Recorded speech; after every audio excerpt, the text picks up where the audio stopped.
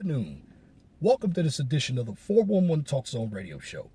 My name is Leon Jones. Today is Thursday, November 17th, 2016. You can tune into the 411 Talk Zone radio show every Wednesday from 6 p.m. to 8 p.m. on Blog Talk Radio. Guest calling number is 215-383-5785. If you like this channel, please feel free to subscribe. I don't take any donations such as Patreon or GoFundMe. I look the information up and I present it for free. Also, we're not a channel that engages in any unwarranted or unnecessary bickering or drama, because I'm here to teach, to educate. And at the end of the day, you should understand that knowledge is power. If you have a business or topic that you would like for me to discuss on Blog Talk Radio or YouTube, just email me at lej6521@gmail.com. And if you have a comment, please leave it in the comment section. But make sure that your comments are pithy. No bloviating or pettifogging if you wish to opine. Now on to this afternoon's topic. This is the third and final video for the leadership series.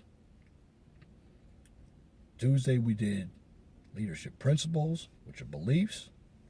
Yesterday we did leadership traits, which are qualities or characteristics. So today we're getting more into personality, utilizing communication styles of leadership. So this video is titled Communication Styles of Leadership for Business and Life. So we're going to kick it off with the first subtopic of this topic. And we're going to talk about being commanding and authoritative. And this is what you get in the military. Under that MO or modus operandi, you get demands that are immediate for compliance. You have a demand and the decision is immediate and you're looking for compliance. Now, what do we always say? Do what I tell you. And what you're trying to do is drive to achieve. You're looking for initiative and self-control. And this is used when you have a crisis or to kickstart a turnaround, or you want to deal with problem employees. Sometimes you have to be direct and rough to get people to comply with the order or objective. Second, it's coaching. That's obvious.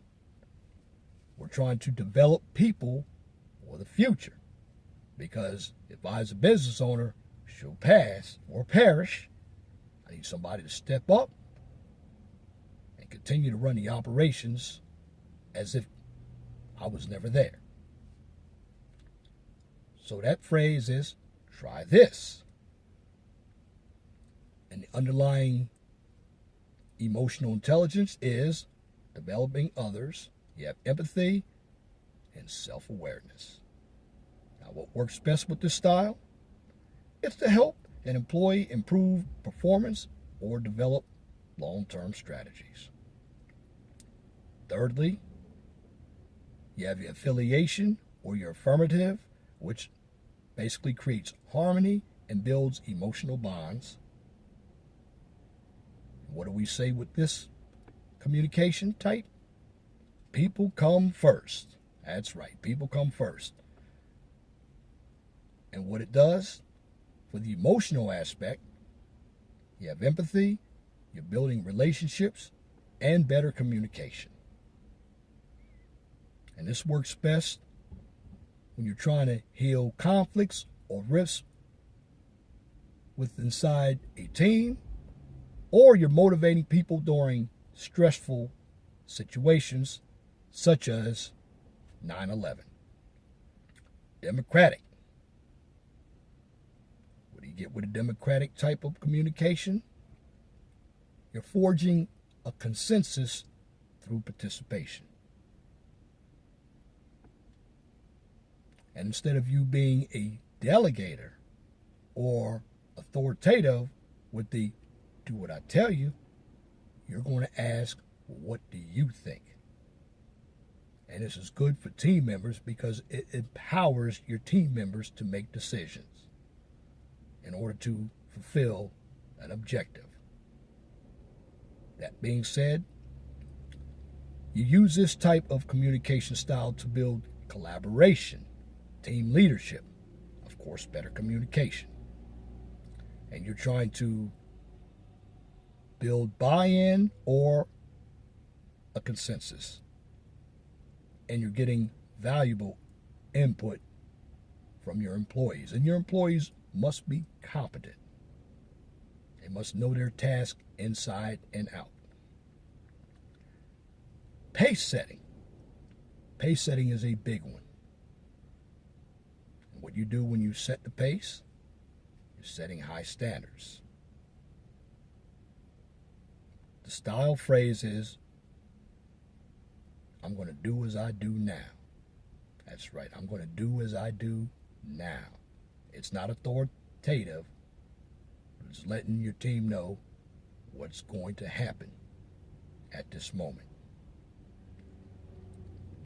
And that is utilizing a drive to achieve initiative. That's right.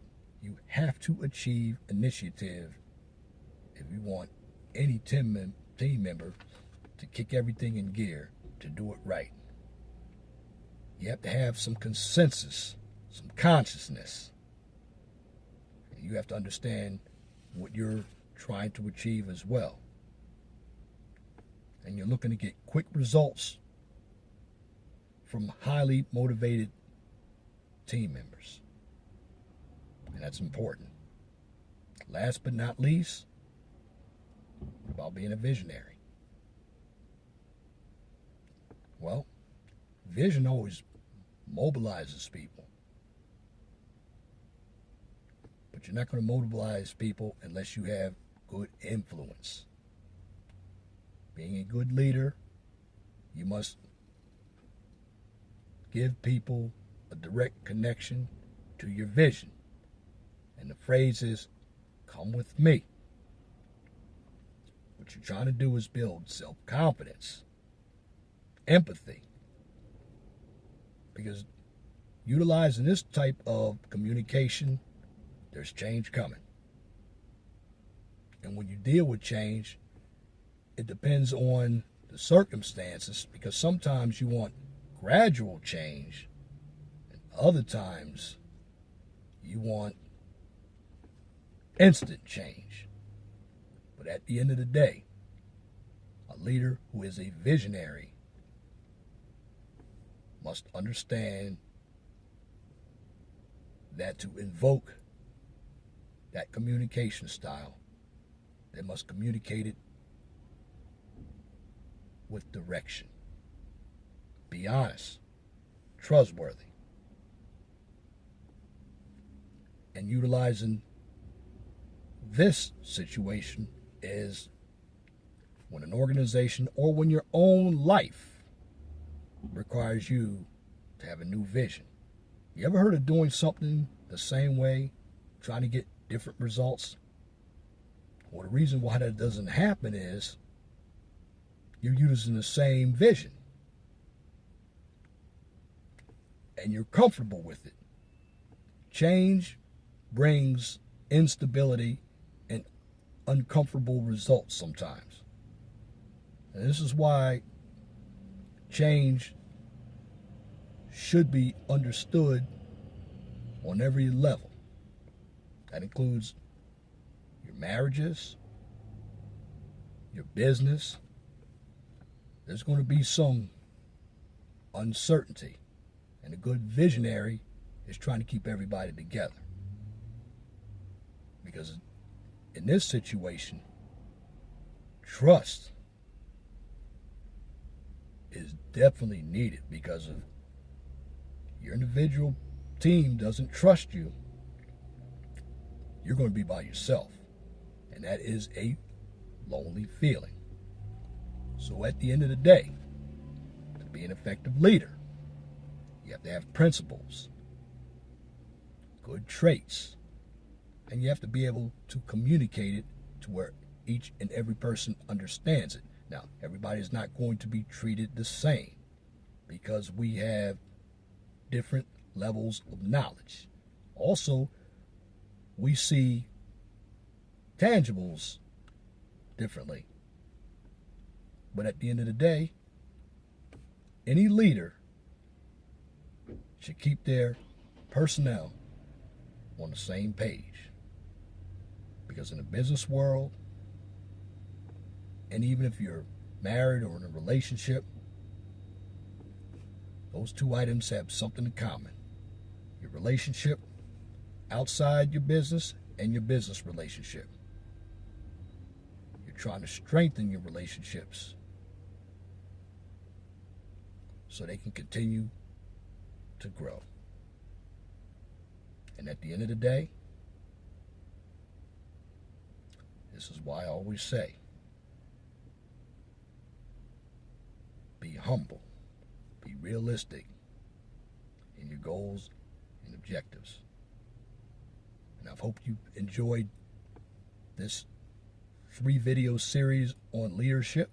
We'll be coming up with other series because my objective is to stimulate your mind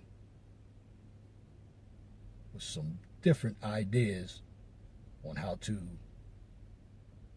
build better relationships, whether it's in business or whether it is in your own home life. That's this edition of the 411 Talk Zone radio show. Until next time, my name is Leon Jones. Remember, please be gentle and respectful to each other and have a wonderful and blessed afternoon.